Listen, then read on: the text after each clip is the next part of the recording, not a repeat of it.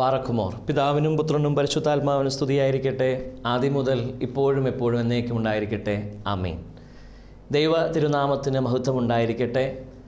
അനുഗ്രഹീതമായ സന്തോഷത്തിൻ്റെ ഈ നല്ല നിമിഷങ്ങളിൽ ഭവനത്തിലിരുന്ന് കർത്താവിൻ്റെ നല്ല വചനത്തെ ധ്യാനിക്കുന്ന ഏവർക്കും യേശു ക്രിസ്തുവിൻ്റെ ധന്യനാമത്തിൽ സ്നേഹവന്ദനം മുന്നുമേ അറിയിക്കട്ടെ. കണ്ണുനീരും കിനാക്കളും കഥനകഥ എഴുതിയ ഭൗമോപരിതലത്തിൽ പാപക്കറ വീണ്ട മനുഷ്യഹൃദയങ്ങളുടെ മേൽ ശാന്തതയുടെയും സമാധാനത്തിൻ്റെയും പ്രത്യാശയുടെയും സാമീപ്യമേകിയ ഒരു മനുഷ്യസ്നേഹി, അതേ ആ നസ്രായനായ ക്രിസ്തു പൂജാതനായതിൻ്റെ ആ വലിയ പെരുന്നാൾ ക്രിസ്മസ് ആഗതമായിരിക്കുക. ലോക ചരിത്രത്തിൻ്റെ ഗതിയെ തന്നെ മനുഷ്യവർഗത്തിൻ്റെ രക്ഷയിലേക്ക് വഴിതിരിച്ചുവിട്ട സാധാരണക്കാരനിൽ അസാധാരണക്കാരനായ ആ നല്ല ഇടയൻ ദാവീദിൻ്റെ പട്ടണത്തിൽ പൂജാതനായതിൻ്റെ ആ മധുരസ്മരണ ലോകം കൊണ്ടാടിക്കൊണ്ടിരിക്കുകയാണ്. പ്രിയമുള്ളവരെ, അനുഗ്രഹീതമായ ഈ ജനന പെരുന്നാളിൽ സ്വർഗം നിക്ഷേപിക്കുന്ന സ്വർഗീയ സന്തോഷവും ദൈവിക സമാധാനവും എനിക്കും നിങ്ങൾക്ക് ലഭിച്ച് നമ്മുടെ ജീവിതം ദീപ്തമുഖമായി തീരട്ടെ എന്ന് പ്രാർത്ഥിച്ച് ആശംസിച്ചുകൊണ്ട് നിങ്ങളുടെ ശ്രദ്ധയെ ഇന്നത്തെ വചന ശുശ്രൂഷയിലേക്ക് ക്ഷണിക്കുക. അല്പസമയത്തെ ചിന്തയ്ക്ക് വേണ്ടി ക്രമീകരിക്കുന്ന വേദഭാഗം യെശയ്യാവ് പ്രവാചകൻ്റെ അനുഗ്രഹീത പുസ്തകം അതിൻ്റെ 7-ാം അധ്യായം 14-ാമത്തെ വാക്യമാണ്. വാക്യം ഇങ്ങനെ പറയുന്നു: Behold, the virgin shall conceive and bear a son and shall call his name Immanuel. കന്യക ഗർഭം ധരിച്ച് ഒരു മകനെ പ്രസവിക്കും, അവന് ഇമ്മാനുവേൽ എന്ന് പേര് വിളിക്കും. ഒരു നിമിഷം കണ്ണുകളെ അടയ്ക്കാം, തലകളെ വണങ്ങാം, ചേർന്ന് പ്രാർത്ഥിക്കാം. എമ്മാനുവേൽ എമ്മാനുവേൽ നിന്നോടു കൂടെ വാഴുന്നു, രാവും പകലും വാഴുന്നു, ദൈവം നിന്നിൽ വാഴുന്നു. എമ്മാനുവേൽ എമ്മാനുവേൽ നിന്നോടു കൂടെ വാഴുന്നു, രാവും പകലും വാഴുന്നു, ദൈവം നിന്നിൽ വാഴുന്നു. ഞങ്ങളെ അത്യന്തം സ്നേഹിക്കുന്ന ഞങ്ങളുടെ വാത്സല്യവാനായ പിതാവാം ദൈവമേ, അനുഗ്രഹീതമായ നല്ല ദിവസം, അനുഗ്രഹീതമായ നല്ല സമയത്തിൽ ചേർത്ത് നിർത്തിയ സ്നേഹത്തെ ഓർത്ത് ഞങ്ങൾ സ്തുതിക്കുന്നു, സ്തോത്രം ചെയ്യുന്നു. യേശുവേ, നല്ല ജനന പെരുന്നാളിലേക്ക് ഞങ്ങൾ അടുക്കുമ്പോൾ ഞങ്ങളുടെ ജീവിതം എങ്ങനെ ആയിത്തീരണമോ, എന്താണോ ഞങ്ങൾ കേൾക്കേണ്ടത് അത് കേട്ട് ധ്യാനിച്ച് ആത്മീയ നിർവൃതിയിലായിരിക്കാൻ തക്കവണ്ണം അടിയങ്ങളെ ഒരുക്കണമേ എന്ന് ചേർന്ന് പ്രാർത്ഥിക്കുന്നു. ഒരു മുൻവിധികളും ഞങ്ങൾക്കില്ല കർത്താവേ. ആര് പ്രസംഗിക്കുന്നു, എങ്ങനെ പ്രസംഗിക്കുന്നു, അത് ബാധകമായൊരു കാര്യമല്ലല്ലോ ദൈവമേ. മറിച്ച് നിൻ്റെ വചനത്തിൽ മാത്രം ശ്രദ്ധ കേന്ദ്രീകരിപ്പാൻ അടിയങ്ങളെ അനുഗ്രഹിക്കണമെന്ന് ചേർന്ന് പ്രാർത്ഥിക്കുന്നു.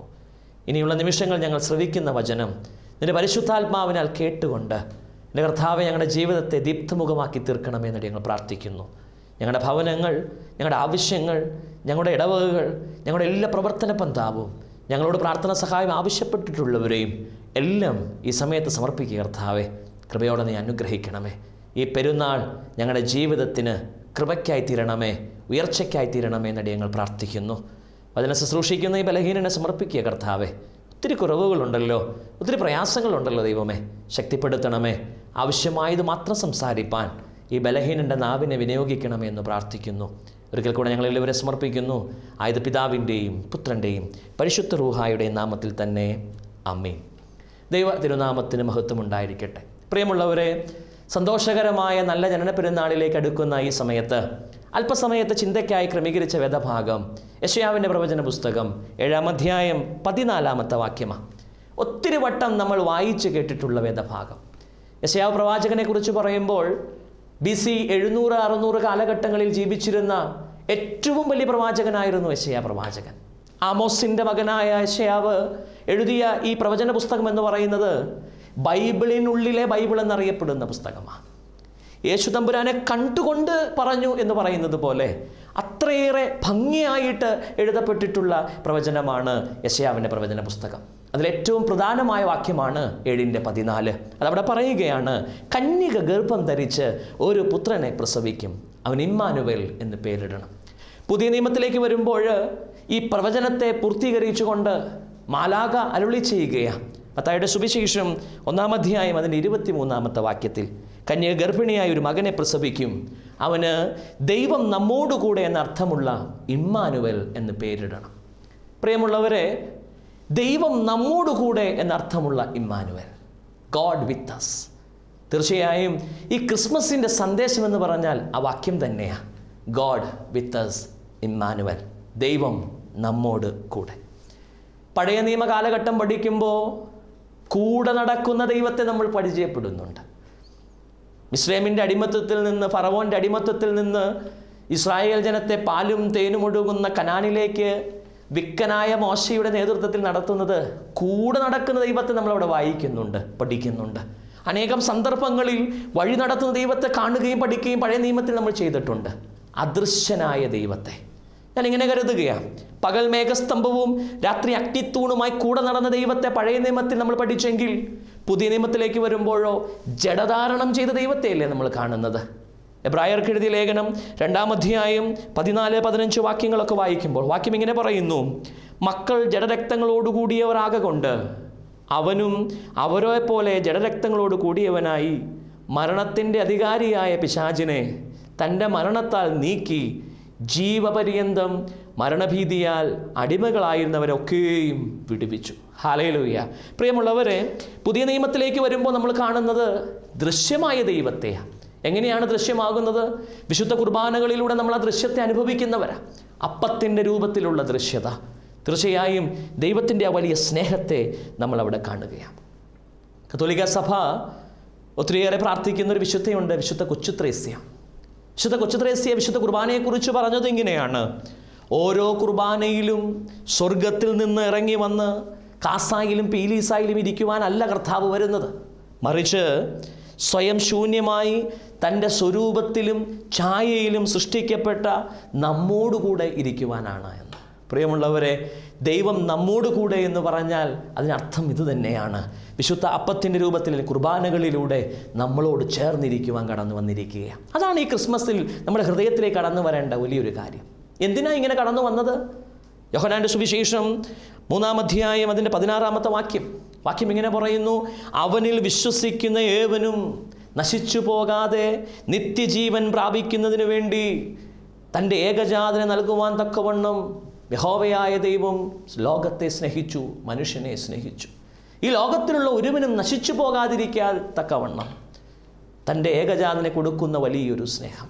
പ്രിയമുള്ളവരെ, ആ സ്നേഹത്തിൻ്റെ ഓർമ്മയല്ലേ ഈ കാലിത്തൊഴുത്തിൽ പിറന്ന ക്രിസ്തു എന്ന് പറയുന്നത്? ആ സ്നേഹത്തിൻ്റെ ഓർമ്മയല്ലേ ഈ ക്രിസ്മസിൽ ഞാനും നിങ്ങളും കൊണ്ടാടേണ്ടത്?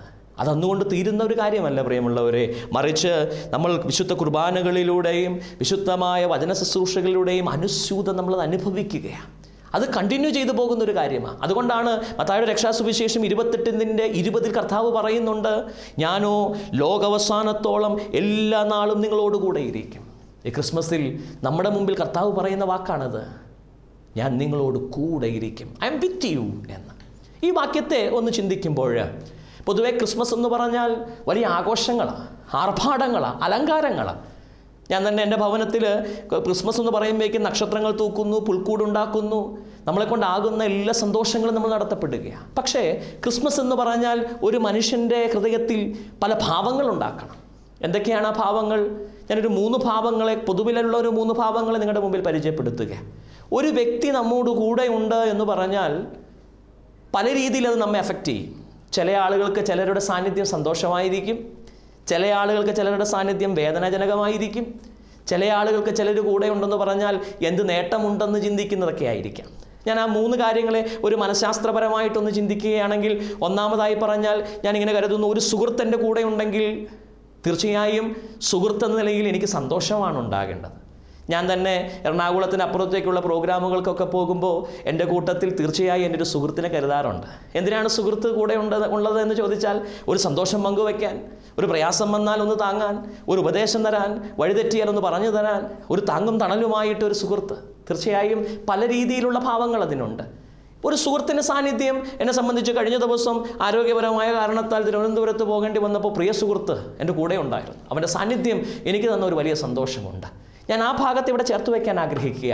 ക്രിസ്മസിൽ കർത്താവ് പറയുന്നു, ഞാൻ നിന്നോട് കൂടെയുണ്ട് എന്ന്. അപ്പോൾ കൂടെയുണ്ടെങ്കിൽ ഒന്നാമത് നമ്മൾ വരേണ്ട ഒരു ഭാവമുണ്ട്, അത് സന്തോഷത്തിൻ്റെ ഭാവമായിരിക്കണം. ഒരു ഹാപ്പിനെസ്, ദൈവത്തിൻ്റെ സാന്നിധ്യം, ഒരു സന്തോഷത്തിൻ്റെ ഒരു ഭാവം ഉണ്ടാക്കണം. നമ്മളിങ്ങനെ വായിക്കാറുണ്ട്, പ്രാർത്ഥിക്കാറുണ്ട്, ലോകാവസാനത്തോളം ഞങ്ങളോടുകൂടെ ഇരിക്കാമെന്ന് വാഗ്ദത്തം ചെയ്തവനായ കർത്താവേ. ഇങ്ങനൊരു പ്രാർത്ഥന നമ്മൾ പ്രാർത്ഥിക്കാറുണ്ട്. ദൈവത്തിൻ്റെ വാഗ്ദാനമാണ്, അവൻ്റെ സാന്നിധ്യം നമ്മെ സന്തോഷിപ്പിക്കണം. പക്ഷെ പലപ്പോഴും ക്രിസ്തുവിൻ്റെ ആ സാന്നിധ്യത്തെ നമ്മൾ തിരിച്ചറിയാറില്ല എന്നുള്ളതാണ് സത്യമായൊരു കാര്യം. പഴയ നിയമത്തിൽ ഇങ്ങനെ വായിക്കുന്നുണ്ട്, യാക്കോബ് ഇങ്ങനെ പറയുന്നുണ്ട്, യഹോവ ഇവിടെയുണ്ട്, ഞാനോ അറിഞ്ഞില്ല. പലപ്പോഴും നമ്മുടെ പല കാര്യങ്ങളിലും യഹോവ കൂടെയുണ്ട്, യേശു കൂടെയുണ്ടെന്നുള്ള കാര്യം നമ്മൾ തിരിച്ചറിയാതെ പോകാറില്ലേ? ചിന്തിക്കണമേ, നമ്മൾ നേർവഴി കാണിക്കുന്ന ഒരു ദൈവം നമ്മുടെ കൂടെയുണ്ടെന്ന ബോധ്യമുണ്ടാകണം. അത് നമുക്ക് സന്തോഷം പ്രദാനം ചെയ്യുക തന്നെ ചെയ്യും. സഹോദരനായ ഒരു ദൈവം കൂടെ ഉണ്ടെങ്കിൽ അത് സന്തോഷം നൽകുക തന്നെ ചെയ്യും. ഞാനിങ്ങനെ ചിന്തിക്കുക, വിക്കനായ മോശയ, ഇസ്രായേൽ ജനം ഫറവോൻ്റെ അടിമത്തത്തിൽ കിടക്കുമ്പോൾ അവിടെ പ്രവർത്തിക്കുന്ന ഒരു ദൈവം, തീർച്ചയായും അതൊരു സന്തോഷകരമായൊരു കാര്യമാണ്. ചെങ്കടൽ രണ്ടായി കടന്ന് മരുഭൂമിയിലേക്ക് കടക്കുമ്പോൾ വഴി ഏതെന്ന് നിശ്ചയമില്ല. അതിനു മുമ്പിൽ ഒരു വഴികാട്ടിയായി കർത്താവ് പോവുകയാണ്, അല്ലെങ്കിൽ ദൈവം പോവുകയാണ്. തീർച്ചയായും അത് സന്തോഷം നൽകുന്നൊരു കാര്യമല്ലേ? നമ്മെ വഴി നടത്തുന്ന, നമ്മെ സഹായിക്കുന്ന ഒരു ദൈവം കൂടെയുണ്ട് എന്നൊരു ബോധ്യം തീർച്ചയായും നമുക്ക് സന്തോഷം നൽകും. നമ്മെ കരുതുന്ന ഒരു ദൈവം. രണ്ടാമത് ചിന്തിക്കുകയാണെങ്കിൽ, സഹോദര തുല്യനായ ദൈവത്തെ നമുക്ക് പലപ്പോഴും കാണാൻ സാധിക്കാറില്ലേ? മത്തായിയുടെ സുവിശേഷം 28-ാം അധ്യായം 10-ാമത്തെ വാക്യത്തിൽ കർത്താവ് പറയുക സ്ത്രീകളോട്, നിങ്ങൾ പോയി എൻ്റെ സഹോദരങ്ങളോട് പറയുവേ. എൻ്റെ സഹോദരങ്ങൾ എങ്ങനത്തെ സഹോദരനാ പ്രിയമുള്ളവരെ? 70 വട്ടം ക്ഷമിക്കുന്ന ഒരു സഹോദരൻ. മാത്രമല്ല, ശുദ്ധീകരണ നാളുകളിൽ നമ്മൾ വായിക്കുന്ന ഒരു എവങ്കേലിയൻ ഭാഗമുണ്ടല്ലോ, വഴിപാടർപ്പിക്കുവാൻ ബലിപീഠത്തിലേക്ക് കടന്നു വരുമ്പോൾ നിന്റെ സഹോദരന് നിന്റെ നേരെ വല്ല വിരോധവും ഉള്ളതായി ഓർത്താൽ വഴിപാട് ബലിപീഠത്തിന്മേൽ വച്ചിട്ട് പോയി നിന്റെ സഹോദരനോട് ആദ്യമേ നീ രമ്യമാവുക. മത്തായിയുടെ സുവിശേഷത്തിൽ നമ്മൾ വായിക്കുക, പ്രിയമുള്ളവർ, അവിടെ പറയുന്നു, അങ്ങോട്ട് ചെന്ന് രമ്യപ്പെടുന്ന ഒരു സഹോദരൻ. തീർച്ചയായും സന്തോഷം നൽകുന്ന ഒരു കാര്യമല്ലേ ഈ ക്രിസ്മസിൽ കർത്താവിൻ്റെ സാന്നിധ്യം? അങ്ങോട്ട് ചെന്ന് രമ്യപ്പെടുന്ന ഒരു സഹോദരൻ എന്ന നിലയില്ല. മാത്രമല്ല, പിന്നെയും നമ്മൾ വിശുദ്ധ വേദപുസ്തകം പഠിക്കുമ്പോൾ, ചിന്തിക്കുമ്പോൾ, 2 രാജാക്കന്മാരുടെ പുസ്തകം 6-ാം അധ്യായം 16-ാമത്തെ വാക്യമൊക്കെ വായിക്കുമ്പോൾ സഹായിക്കുന്ന ഒരു ദൈവത്തെ നമ്മൾ കാണുന്നുണ്ട്. എലീശായുടെ അടുത്ത് ബാല്യക്കാരൻ വന്നിട്ട് പറയുകയാണ്, വലിയൊരു സൈന്യം നമുക്കെതിരെ കടന്നു വരുന്നു, നമ്മുടെ സൈന്യം വളരെ ശുഷ്കിച്ചതാണ്, അതുകൊണ്ട് എങ്ങനെ മുന്നോട്ട് നീങ്ങാൻ സാധിക്കും? അവൻ പറയുന്നുണ്ട്, നീ മിണ്ടാതിരി, ദൈവം നമ്മളെ കാക്കും.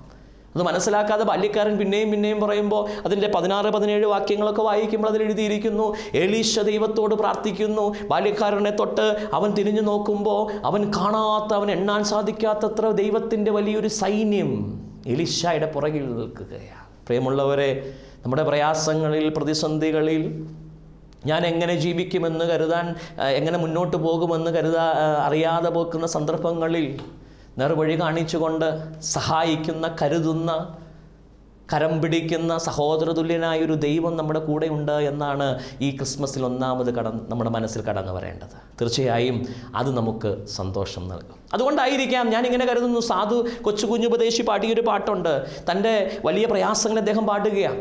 എൻ്റെ ദൈവം മഹത്വത്തിൽ ആർദ്രവാനായി ജീവിക്കുമ്പോൾ, എൻ്റെ ദൈവം മഹത്വത്തിൽ ആർദ്രവാനായി ജീവിക്കുമ്പോൾ, സാധു ഞാനീ ക്ഷോണി തന്നിൽ ക്ലേശിപ്പാൻ ഏതും കാര്യമില്ലെന്നെൻ്റെ ഉള്ളം ചൊല്ലുന്നു. ഏതും കാര്യമില്ലെന്നെൻ്റെ ഉള്ളം ചൊല്ലുന്നു. പ്രിയമുള്ളവരെ, ഈ ക്രിസ്മസിൻ്റെ അനുഗ്രഹീത നാളുകളിൽ ഒരുപക്ഷെ എന്നെ കേട്ടിരിക്കുന്ന നിങ്ങൾക്ക് പ്രയാസമുണ്ടാകാം. എങ്ങനെ മുന്നോട്ടൊരു സ്റ്റെപ്പ് വെക്കാമെന്നറിയാൻ പാടില്ലാതെ പ്രതിസന്ധിയിലായിരിക്കാം. ഒരുപക്ഷെ പഠനത്തിൽ പ്രതിസന്ധി വന്നിരിക്കുകയായിരിക്കാം. അവിടെ പറയുന്നു, നിന്നെ കരുതുന്ന, നിന്നെ സഹായിക്കുന്ന, നിന്നെ നേർവഴി കാണിക്കുന്ന, നിന്നെ കരം പിടിക്കുന്ന സഹോദര തുല്യനായൊരു ദൈവം നിൻ്റെ കൂടെയുണ്ട്. അതാണ് Emmanuel, I am with you, God with us. പ്രിയമുള്ളവരെ, ആ ഒരു സന്തോഷം അത് ഉള്ളിൽ നിർത്തിക്കൊണ്ട് ഈ പെരുന്നാൾ ആഘോഷിക്കണം. അങ്ങനെ ആണെങ്കിൽ ആ സന്തോഷത്തെ ഒരു പ്രവൃത്തിയിലേക്ക് എത്തിക്കാൻ നമുക്ക് സാധിക്കണ്ടേ? എന്താണ് ആ പ്രവൃത്തി? ഒരു സത്യ ആരാധനയിലേക്ക് എത്തിക്കാൻ. ഞാൻ കടന്നു പോകുന്നത് എന്നെ അറിയാത്ത ഒരാൾ ആരാധിക്കാനല്ല, മറിച്ച് എന്നെ കരുതുന്ന, എനിക്ക് വേണ്ടി പ്രവർത്തിക്കുന്ന സഹോദര തുല്യനായിട്ടുള്ള ദൈവത്തെ ആരാധിക്കാൻ ഈ ജന്മപ്പെരുന്നാളിൽ നമുക്കിടയാകണം. സന്തോഷം സത്യ ആരാധനയിലേക്ക് എത്തിക്കുവാൻ ഇടയാകണം. രണ്ടാമതൊരാളുടെ സാന്നിധ്യം നമ്മളിൽ ഉണ്ടാക്കേണ്ട ഭാവം എന്ന് പറയുന്നത്, ഒരുപക്ഷെ എന്നെ കേട്ടിരിക്കുന്നതിൽ ചിലരെങ്കിലും ഇങ്ങനെ ചിന്തിച്ചിട്ടുണ്ടാകാം, ഈ ദൈവം കൂടെ ഉണ്ട്, പിന്നെ എന്തേ എനിക്കിത്ര പ്രയാസമെന്ന്. ഈ അടുത്ത കാലത്ത് സഭയുടെ കൗൺസിലിംഗ് കേന്ദ്രത്തിൽ വന്ന ഒരു സഹോദരൻ എന്നോട് സംസാരിച്ച വിഷയം ഇങ്ങനെയാണ്: ക്രിസ്തുവിലാണ് ഞാൻ എന്നും പ്രാർത്ഥിക്കുന്നുണ്ട്, എന്നും ദൈവത്തെ അറിയുന്നുണ്ട്, വചനം പഠിക്കുന്നുണ്ട്, പിന്നെ എന്തേ എൻ്റെ ഭവനത്തിൽ മാത്രം ഇത്രയേറെ പ്രതിസന്ധി?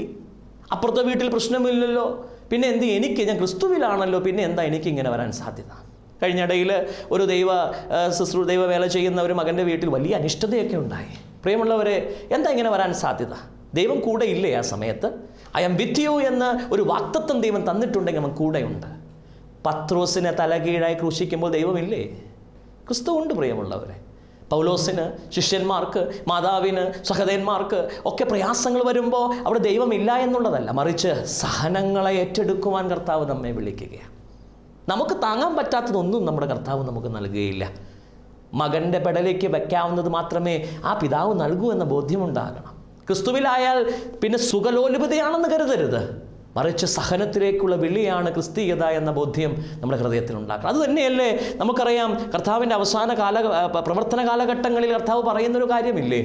കഴിയുമെങ്കിൽ ഈ പാനപാത്രം എന്നിൽ നിന്ന് എടുക്കണമേ, എങ്കിലും എൻ്റെ ഇഷ്ടമല്ല നിൻ്റെ ഇഷ്ടപ്രകാരം നടക്കട്ടെ എന്ന്. അതിനർത്ഥമെന്ന് പറഞ്ഞാൽ ഒരു പാനപാത്രവും മാറ്റിവെക്കാനുള്ളതല്ല പ്രിയമുള്ളവരെ.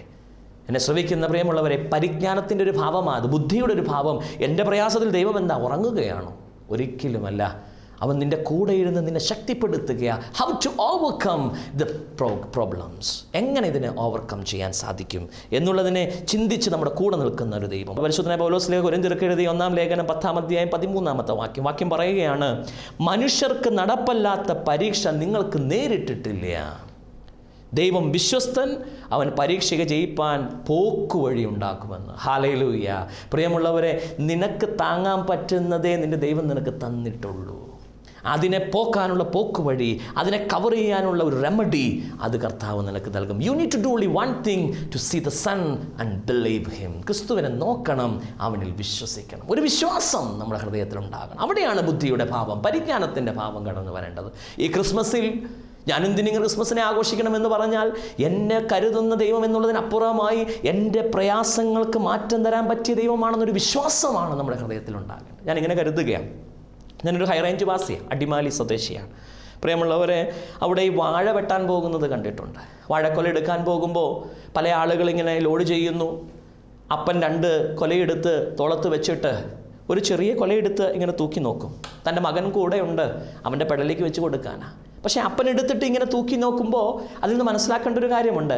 എൻ്റെ മോൻ്റെ പെടലി എത്രമാത്രം ഇത് താങ്ങുമെന്നറിയാനാ. താങ്ങാൻ പറ്റുന്നൊരു കൊലയെടുത്ത് അത് അവൻ്റെ തോളിൽ വെച്ച് കൊടുക്കുന്ന അപ്പനെ കണ്ടിട്ടുണ്ട്. അതിനർത്ഥമെന്ന് പറഞ്ഞാൽ അവൻ എന്ത് സാധിക്കും, എന്തു പറ്റുമെന്ന ബോധ്യം ആ അപ്പനുണ്ട്. തീർച്ചയായും ആ ഒരു വിശ്വാസം നമ്മുടെ ഹൃദയത്തിൽ കടന്നു വരണം. ഈ ക്രിസ്മസിൻ്റെ ആഘോഷത്തിൽ നമ്മളിൽ വന്ന രണ്ടാമത്തെ ചിന്ത പരിജ്ഞാനത്തിൻ്റെ ഭാവമാണ്, ബുദ്ധിയുടെ ഭാവം. അത് നമ്മെ സത്യവിശ്വാസത്തിലേക്ക് എത്തിക്കണം. ഞാൻ ആ ഭാഗത്തെ വിടട്ടെ. മൂന്നാമത്, ഒരു വ്യക്തി കൂടെയുണ്ട് എന്ന് പറയുമ്പോൾ നമ്മൾ കടന്നു വരാൻ സാധിക്കുന്ന മൂന്നാമത്തെ ഭാവം എന്ന് പറയുന്നത് വേദനിപ്പിക്കുന്നൊരു ഭാവമാണ്. നിങ്ങൾ ചിന്തിക്കാം, ഒരു പക്ഷേ ക്രിസ്മസിന് എന്താ വേദനിക്കുന്ന ഭാവമെന്ന്. തീർച്ചയായും വേദനിക്കുന്നൊരു ഭാവമുണ്ട്. കാരണം നമുക്കൊക്കെ രഹസ്യങ്ങളുള്ളവരാണ്. ഏറ്റവും കൂടുതൽ പാപം നടക്കുന്നത് രഹസ്യത്തിലല്ലേ. അപ്പൻ അറിയില്ലെങ്കിൽ അമ്മയ്ക്ക് എന്തുമാകാം, അമ്മ അറിയില്ലെങ്കിൽ അപ്പൻ എന്തുമാകാം, അപ്പനും അമ്മയും അറിയില്ലെങ്കിൽ മക്കൾക്ക് എന്തുമാകാം എന്ന ചിന്തയോടെ ഓടുന്ന കാലഘട്ടം. ഞാൻ എബ്രോഡ് പഠിക്കുന്ന സമയത്ത് കണ്ടിട്ടുണ്ട്, വരുന്നതിൽ 20% കുഞ്ഞുങ്ങൾ ആരും അറിയില്ലെന്ന രീതിയിൽ വഴിതെറ്റിപ്പോകുന്ന കാലഘട്ടമാണ്. എന്നാൽ ഇവിടെ പറയുന്നു, I am with you always until the end of the world. ഞാൻ ഓൾവേസ് നിന്നോടൊപ്പമുണ്ട് ലോകാവസാനം വരെ. നീ രഹസ്യത്തിൽ ചെയ്തത് അറിയുന്ന ഒരുവൻ കൂടെയുണ്ട്. തീർച്ചയായും എല്ലാം അറിയുന്നവൻ്റെ മുഖത്ത് നോക്കി നിൽക്കാൻ സാധിക്കുമോ? പ്രിയമുള്ളവരെ, അതൊരു വേദന ജനിപ്പിക്കുന്ന കാര്യമാണ്. രഹസ്യങ്ങൾ പരസ്യമായി അറിയാവുന്ന ഒരുവൻ്റെ മുമ്പിൽ അവൻ സകലതും അറിയുന്നുണ്ടെന്നുള്ള ബോധ്യം നമ്മുടെ ഹൃദയത്തിലേക്ക് കടന്നു വരണം. നമുക്കറിയാം, ഇന്നത്തെ കാലഘട്ടം പരിശോധിക്കുമ്പോൾ ഒത്തിരിയേറെ രഹസ്യമായ കാര്യങ്ങൾ നടക്കുന്ന കാലഘട്ടമാണ്. സാമ്പത്തിക, സാമൂഹിക, രാഷ്ട്രീയ, ദാമ്പത്യ മേഖലകളിലൊക്കെ രഹസ്യങ്ങൾ കുത്തി നിറഞ്ഞിരിക്കുകയും ഒരു പരിധിക്കപ്പുറം ഇന്നത്തെ പാപത്തിൻ്റെ കാരണവും രഹസ്യങ്ങളാണ്.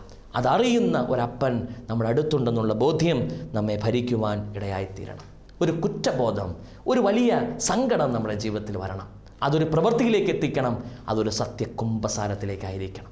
ഈ അനുഗ്രഹീതമായ ജനനപ്പെരുന്നാളിലേക്ക് അടുക്കുമ്പോൾ, യേശു ക്രിസ്തുവിൻ്റെ ജനനപ്പെരുന്നാളിൽ ക്രിസ്തു കൂടെ ഇരിക്കുന്നു എന്ന് പഠിക്കുമ്പോൾ, ആ വേദനിപ്പിക്കുന്ന ഭാവം അത് എത്തിക്കേണ്ട പ്രവൃത്തി സത്യകുംഭസാരമായിരിക്കണം. പ്രിയമുള്ളവരെ, ആരും അജയ്യനായിട്ട് ആരുമില്ലല്ലോ. മരണം നമ്മുടെ മുമ്പിലുണ്ട്. അതുകൊണ്ട് തന്നെയാണ് എപ്പോഴും ഓർക്കണമെന്ന് പറഞ്ഞ് പിതാക്കന്മാർ നമ്മളെ പഠിപ്പിച്ചത്. ഭവന കുദാശയിൽ പാടുന്നുണ്ട്, നിര്യാണം ന്യായത്തിൻ പീഠം നാരകം മൂന്നും ഭീയേറ്റിടുന്നെൻ കർത്താവേയൻ ഉള്ളത്തിൽ. നിര്യാണവും ന്യായത്തിൻ പീഠവും നരകവും എൻ്റെ ഉള്ളിൽ ഭീതി ഉളവാക്കുന്നു. മരണം സുനിശ്ചിതമല്ലേ? നമ്മൾ പറയാറുണ്ട്, death is certain but the time is uncertain. രംഗബോധമില്ലാത്ത കടന്നു വരുന്നൊരു കോമാളി. ആ മരണം നമുക്ക് സുനിശ്ചിതമാണ്. രണ്ടാമതോടെ പറയുന്നു, ന്യായവിധി എന്ന ദിവസം. സകലതും അറിയുന്നവന് മുമ്പിൽ ഒന്നും ഒളിക്കാൻ സാധ്യമല്ലല്ലോ. ആ ന്യായവിധിയെ ഭയന്നുകൊണ്ട് എനിക്ക് നരകത്തിലേക്കല്ല നിത്യജീവൻ എന്ന ലാക്കിലേക്ക് എത്തിച്ചേരുവാൻ തക്കവണ്ണം നമുക്കിടയാകണം. ഈ ജനനപ്പെരുന്നാളിൻ്റെ ആഘോഷം കൂടെ ഇരിക്കുന്നവനെ കുറിച്ച് ചിന്തിക്കുമ്പോൾ മൂന്നാമത് കടന്നു വരുന്ന ഭാവമാണ് വേദനിപ്പിക്കുന്ന ഭാവം. ആ ഭാവത്തെ ഒരു സത്യകുംഭസാരത്തിലേക്ക് എത്തിക്കാനിടയായിത്തീരട്ടെ. ഞാൻ എൻ്റെ വാക്കുകളെ ഉപസംഹരിക്കാൻ ആഗ്രഹിക്കുമ്പോൾ, ക്രിസ്മസ് എന്ന് പറഞ്ഞാൽ ഇമ്മാനുവേൽ എന്നാണ്, ദൈവം നമ്മോട് കൂടെ. ആ ദൈവം നമ്മോട് കൂടെ ഇരിക്കുമ്പോൾ നമ്മളിൽ കടന്നു വരാവുന്ന 3 ഭാവം ഞാൻ നിങ്ങളെ പരിചയപ്പെടുത്തി. ഒന്ന്, സന്തോഷത്തിൻ്റെ ഭാവം. ആ ഭാവം നമ്മെ സത്യ ആരാധനയിലേക്ക് എത്തിക്കണം. 2, ബുദ്ധിയുടെ ഭാവം, പരിജ്ഞാനത്തിൻ്റെ ഭാവം. അത് നമ്മെ സത്യവിശ്വാസത്തിലേക്ക് എത്തിക്കണം. 3, വേദനിപ്പിക്കുന്ന ഭാവം. അത് നമ്മെ സത്യകുംഭസാരത്തിലേക്ക് എത്തിക്കണം. പ്രിയമുള്ളവരെ, ഈ ജനന പെരുന്നാൾ പൂർണ്ണമായ വിശ്വാസത്തോടെ ഒരു സത്യകുംഭസാരത്തിലൂടെ അനുഗ്രഹീതമായ ആരാധനയെ പങ്കുകൊണ്ട് അപ്പമാകുന്ന ദൃശ്യകർത്താവിനെ സ്വീകരിച്ച് നിത്യജീവനാവുന്ന ലാക്കിലേക്ക് എത്തിച്ചേരുവാൻ, എന്തിനാണോ തൻ്റെ പുത്രനെ ലോകത്തിലേക്ക് പിതാവാം ദൈവം നൽകിയത്, അതിനെ പൂർത്തീകരിക്കുവാൻ തക്കവണ്ണം എനിക്ക് നിങ്ങൾക്കും ഇടയായിത്തീരട്ടെ എന്ന് പ്രാർത്ഥിച്ച് ആശംസിച്ചുകൊണ്ട് വാക്കുകൾ നിർത്തുമ്പോൾ ഒരു നിമിഷം കണ്ണുകളെ അടയ്ക്കാം, തലകളെ വണങ്ങാം. ഈ കഴിഞ്ഞ കാലയളവുകളിൽ, ഈ കഴിഞ്ഞൊരു വർഷക്കാലഘട്ടത്തിൽ ദൈവം തന്ന എല്ലാ കൃപകളെയും ഓർത്ത് നമുക്ക് ദൈവത്തെ മഹത്വപ്പെടുത്താം. ചേർന്ന് ഇങ്ങനെ പ്രാർത്ഥിക്കാം. അർഹിക്കാത്ത നന്മകളും എനിക്കേകിടും കൃപാനിധേ, അർഹിക്കാത്ത നന്മകളും എനിക്കേകിടും കൃപാനിധേ, യാചിക്കാത്ത നന്മകൾ പോലുമേ എനിക്കേകിയോനു സ്തുതി, യാചിക്കാത്ത നന്മകൾ പോലുമേ എനിക്കേകിയോനു സ്തുതി. നന്ദിയോടെ ഞാൻ സ്തുതി പാടിടും എൻ്റെ യേശുനാഥാ, എനിക്കായി നീ ചെയ്തോരോ നന്മയ്ക്കും ഇന്നു നന്ദി ചൊല്ലുന്നു ഞാൻ. ഞങ്ങളെ അത്യന്തം സ്നേഹിക്കുന്ന ഞങ്ങളുടെ വാത്സല്യവാനായ പിതാവാം ദൈവമേ, അനുഗ്രഹീതമായ കഴിഞ്ഞ നിമിഷങ്ങളിൽ കർത്താവ് നീ ഞങ്ങൾക്ക് നൽകിയ നല്ല വചനത്തെ ഓർത്ത് ഞങ്ങൾ സ്തുതിക്കുന്നു, സ്തോത്രം ചെയ്യുന്നു. ഈ നല്ല ജനനപ്പെരുന്നാളിലേക്ക് ഞങ്ങൾ അടുക്കുമ്പോൾ സന്തോഷത്തോടെയും വേദനയോടെയും ബുദ്ധിയുടെ ഭാവത്തിലൊക്കെ ഞങ്ങൾ കടന്നു വരാൻ സാധ്യതയുണ്ട്. ഒരു സത്യകുംഭസാരത്തിലൂടെ ദൈവം എനിക്ക് പോക്ക് നൽകുമെന്ന വലിയ വിശ്വാസത്തോടെ സത്യ ആരാധനയിലേക്ക് അടുക്കുവാൻ ഞങ്ങൾ അനുഗ്രഹിക്കണമെന്ന് പ്രാർത്ഥിക്കുന്നു. ഈ പെരുന്നാൾ ഞങ്ങളുടെ കുടുംബത്തിന് അനുഗ്രഹമായി തീരണമേ, ഞങ്ങളുടെ പ്രവർത്തന പന്താവിന് അനുഗ്രഹമായി തീരണമേ, ഞങ്ങളുടെ വ്യക്തിപരമായ ജീവിതത്തിന് അനുഗ്രഹമായി തീരണമേ. ഞങ്ങളുടെ കുടുംബങ്ങളെ, വേണ്ടപ്പെട്ടവരെ, പ്രാർത്ഥന സഹായം ആവശ്യപ്പെട്ടവരെ, ഇന്ന് ഈ വചനത്തിൻ്റെ പന്തിയിലിരുന്നു കൊണ്ട് ഇത് കേൾക്കുന്ന ഏവരെയും കർത്താവെ ഒരിക്കൽ കൂടെ നിൻ്റെ മുമ്പാകെ വയ്ക്കുകയാണ്. കൃപയോടെ നീ അനുഗ്രഹിക്കണമേ. ഞങ്ങളുടെ സഭയെ ഒരിക്കൽ കൂടെ സമർപ്പിച്ച് പ്രാർത്ഥിക്കുന്നു. കൃപയോടെ ശക്തിപ്പെടുത്തണമേ, മുന്നോട്ട് നയിക്കണമേ. ആയത് പിതാവിൻ്റെയും പുത്രൻ്റെയും പരിശുദ്ധ റൂഹായുടെ നാമത്തിൽ തന്നെ, ആമേൻ. പ്രിയമുള്ളവരെ, ഒരിക്കൽ കൂടെ അനുഗ്രഹീതമായ ഒരു ക്രിസ്മസും നല്ലൊരു പുതുവത്സരവും എല്ലാവർക്കും നേരുന്നു. ദൈവതിരുനാമം മാത്രം മഹത്വപ്പെടുമാറാകട്ടെ.